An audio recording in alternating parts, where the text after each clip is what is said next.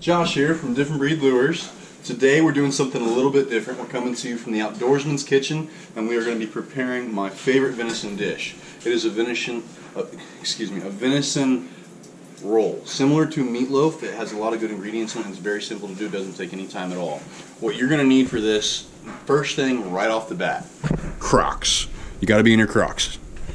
Second thing you're going to be needing is some spray, cream cheese, oats with flour in it, your favorite barbecue rub, salt and pepper, and 2 eggs, some sweet peppers, and some jalapenos. You're also going to need an onion and about 1 pound to 2 pounds of fresh ground venison. You're also going to need a pack of bacon and some barbecue. Typically something that's in just about every household. But it's a pretty simple dish to make. It doesn't take any time at all. I'm going to show you guys how to do it, and it is probably my second favorite venison dish ever, right next to Mama's hammered and fried deer tenderloin. But stay tuned and watch how I produce my second favorite venison dish. Okay, so you're going to need to chop up your onion. There's really no specific way how to chop an onion if you don't already know. You are going to want about half of an onion. I am a big fan of an onion, so I'll probably use 3/4 of onion. But I'm just center a good old chop right down the middle. And I'm just going to take the bigger half since I can't cut anything even. And by the way, in the Outdoorsman Kitchen, all we ever use for cutlery is a meat cleaver because it's freaking awesome. So, now that we got that cut off the ends. We're going to peel this nasty crap off the side. I would eat that part of the onion too if it didn't taste like garbage.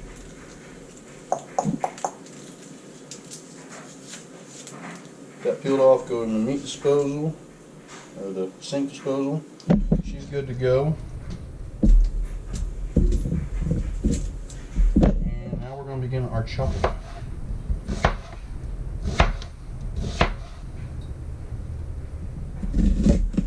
Like I said, none of this has to be perfect. It just has to be sauteed and minced and sauteed. So we're just going to cut it up into small pieces. That's fine. That's fine. It's part of it. It does that to save battery. Like I said, we're not doing anything super extravagant with it. We just want nice small pieces. And these are already cut, and they will break apart whenever they're cooking. We're going to be cutting the peppers pretty much the same. It doesn't really matter. You just want them in smaller pieces. They are going to saute up, so I will like these ones a little bit longer than the onion. So I'll cut them probably until they're about that size, and then I'm just going to go down. I'll cut it one more time. Like I said, guys, in order to cook a wonderful dish, you don't have to be professional. You just got to have some creativity. But I've got them in good little chunks. I'm just going to slice them up. All these vegetables that I'm preparing here right now are all going to be sauteed together, so I'm just going to throw them in the same bowl as the onions. There's pepper number 1. I do want a good pepper ratio to this. If you don't already know, and even if you're not a fan of cream cheese, but peppers, including jalapenos, pair very well with cream cheese. Cream cheese also pairs very well with meat. So when you add all 3 of them together, it's a great combination. If you've ever had a Dove popper, you already know this. Okay, now we got the sweet peppers all chopped up, mixed in with the onions. Now we're going to do the jalapenos and probably get hot pepper sauce all over myself. We got a phone call coming from Mr. Watson. Tanner, what's going on?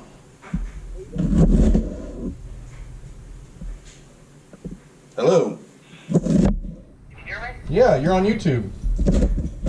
I'm on YouTube? Yeah. For doing what? I'm making a cooking show right now, and you're on YouTube. Well, right on. What are you cooking? I'm cooking venison meatloaf. Or meat roll. Alright, now that we got all the veggies chopped up, we got the 3 jalapenos in there, the bell peppers and the onions all in there. What we're going to do is a type of saute / steaming of them. First thing we're going to do, we're going to throw in a thing of butter. We're going to turn it on pretty low, and I'm going to also spray it with olive oil, a decent little coating. And then I'm going to put just a touch of liquid smoke in there right on top of the butter. Now what we want to do, before the butter even melts, because we want the butter to evenly melt through the vegetables, and the vegetables are going to hold the butter in the middle of the pan. We're going to throw all the peppers, onions, and veggies in there. We're going to put that butter right in the middle, and that butter is going to melt and it's going to stay right there. It won't be able to slide anywhere. The veggies are going to hold it in place, and that butter is going to evenly melt throughout the vegetables. I'm going to clean that up and put it in the skillet as soon as I get off the camera. Then what we're going to do is we are going to cover it and let it steam out. This way, the peppers aren't going to cook inside of the meat roll. They're just not going to cook. So we want them to be soft and crispy. So they aren't going to be crispy and they aren't going to be soft, but the steaming is going to soften them while the oil and the butter are going to crispify them. But when they're sitting in there with the cream cheese, they're eventually going to soften anyway. So this is merely for flavor and texture. I like to use the steamer while it's in there with the oil and butter.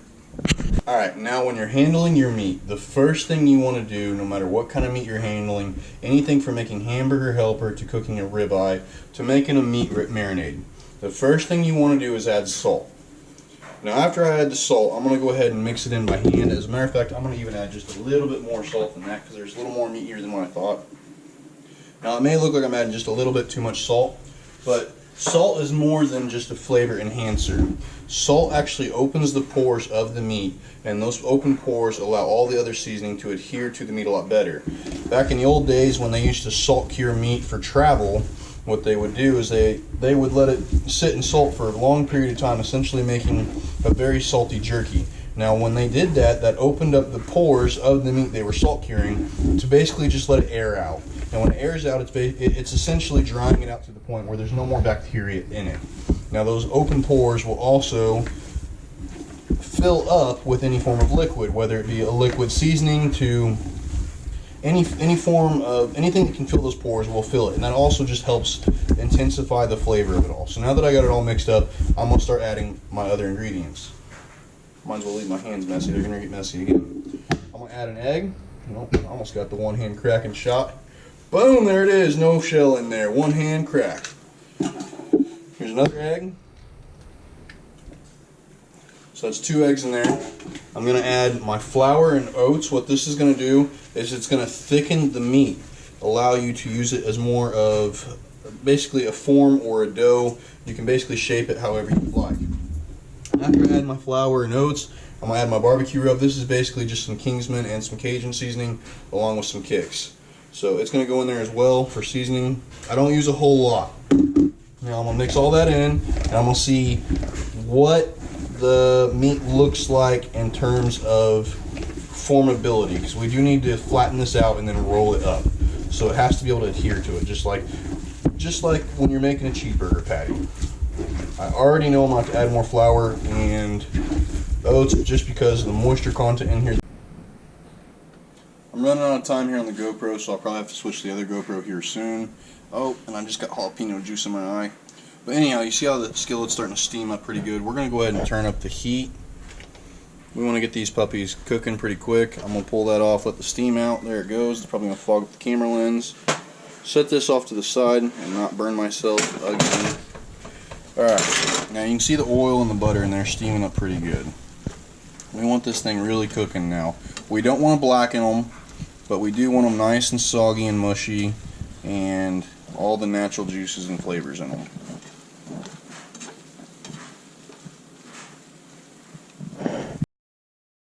We are going to add the cream cheese. The cream cheese is more or less, it does serve as some flavor. However, I'm not a big fan of cream cheese. So if you don't like cream cheese, don't get discouraged from this dish because of the taste of cream cheese. The taste does get awfully diluted in this dish, just similar to like Dove poppers or cream cheese and a jalapeno popper. There is still some of the original flavor there, but we are using 100% lean ground yearling venison, so that it is very, very lean meat. Cream gives a lot of fat content to the meat and it really boosts the flavor. And not only that, it also pairs very, very well with the peppers, as I already said. So now we're going to add the peppers. I did make a little extra on purpose. So we did a whole block of cream cheese. We are going to add some peppers to it. Just about an even amount. You want about the same amount of peppers as you do cream cheese. Okay. So now we are going to add the meat to the dish we will be using, and you want this pretty heavily greased so the meat can easily be lifted off while it's raw. So I'm going to give it a good old spray. Now again, I'm using the spray olive oil, so that's plenty. Now I'm going to start adding meat, and as I add it, I want to flatten it out and form like basically a big square meat pancake.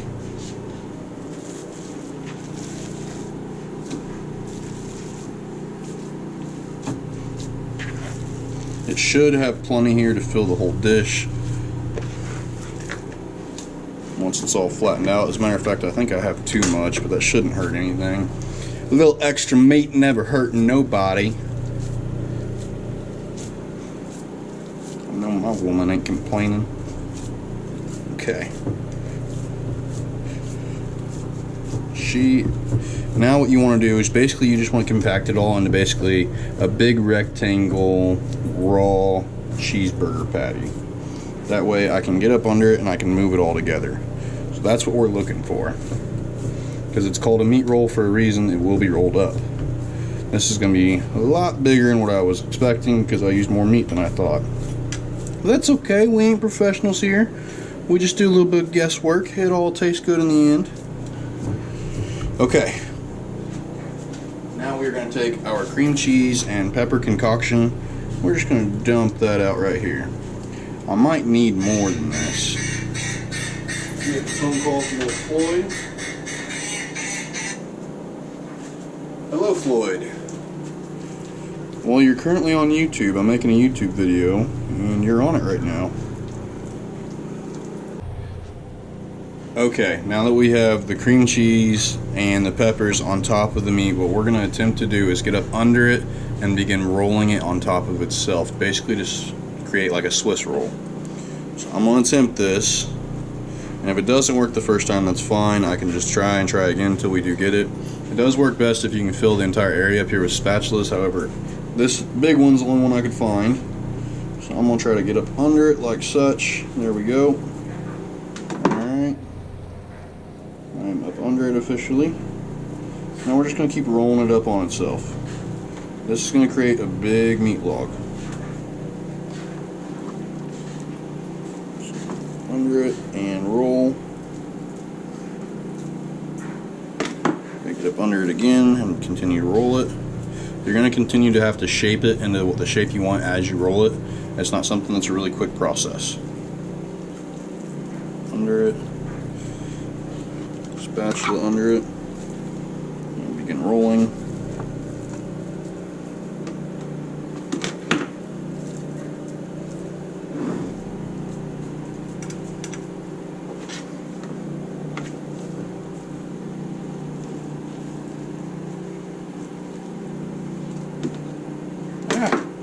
I caught it.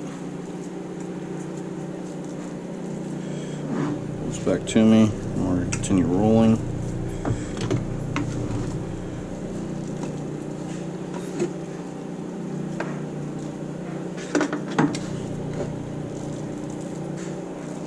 Now the hardest part about this is once you get it into a roll, moving it around is difficult. And when we add that delicious maple smoked bacon, we're going to want to move it around. Alright, I'm going to try to roll the whole thing back towards me to seal it. Alright, we are sealed, we are in a log. At this point it is very fragile, but I am going to go ahead and try to turn it lengthwise to make it easier. Alright, right here is where it needs to be sealed. Now at this point in time I'm going to add my barbecue and I'm going to brush it on. I'm going to try to get as much on it as possible, including the ends here. But if you see, let's see if I can turn this camera around in place here. Kind of stuck in the skillet for stabilization. You can see all the good juicy cream cheese inside there. I'll put this back up here where it needs to go. Forgive me for any extra audio noise. Alright, camera's back. Now, I'm going to grab the barbecue.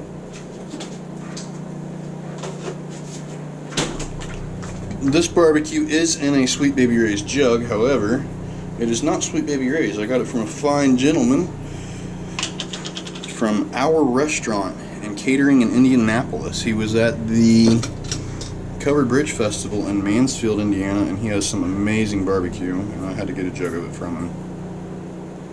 So we're going to put a good non-conservative amount on there. We're just going to brush it around, try to do a good even distribution.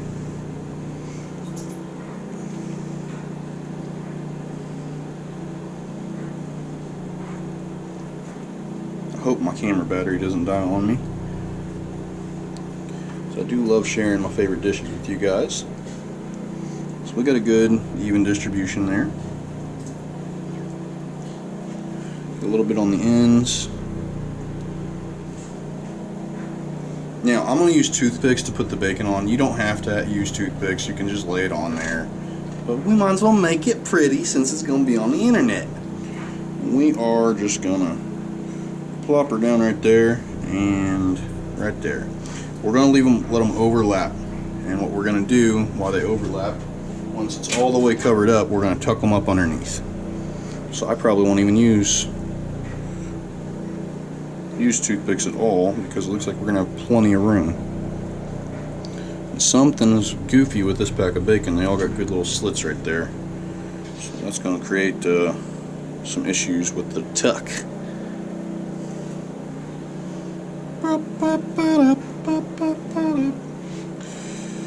Okay. Bacon is on. Ooh, I'm so ready to have this thing come out of the oven and be ready to eat. Hopefully I can get a nice picture for the thumbnail of the video. Like I say, guys, this is a very simple dish to make. It's pretty cheap too. If you don't include the cost of the deer meat, which is obviously the most expensive part, as all of you deer hunters already know, and bacon, veggies, and everything we have here, you're looking at about a $10 dish. It's not that expensive. And this will clearly feed a family of 4 at least once. If you come from my family of 4, you're still going to be fighting for leftovers. Alright, now we're just tucking the bacon strips right up underneath.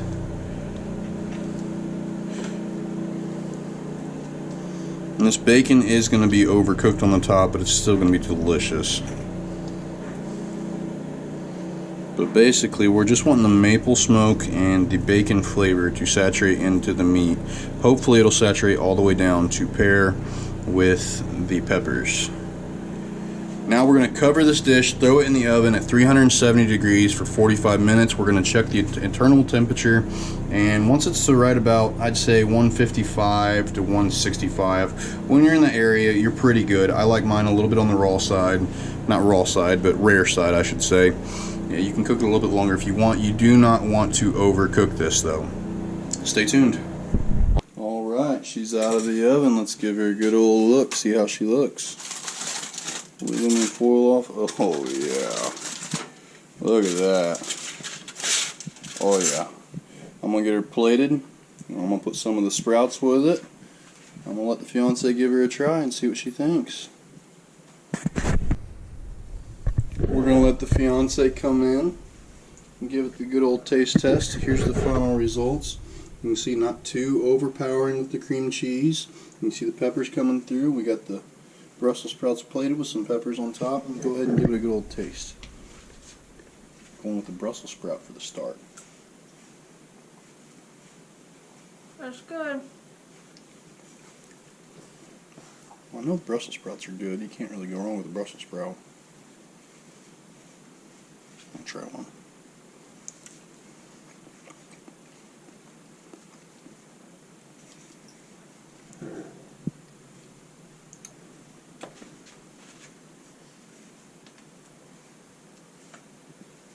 That was too much the first time? Yes. What do you think? It's hot. It's hot. That's good. How good is good? Oh my. Hey, that's my chunk. Wow. You can definitely taste the deer in it.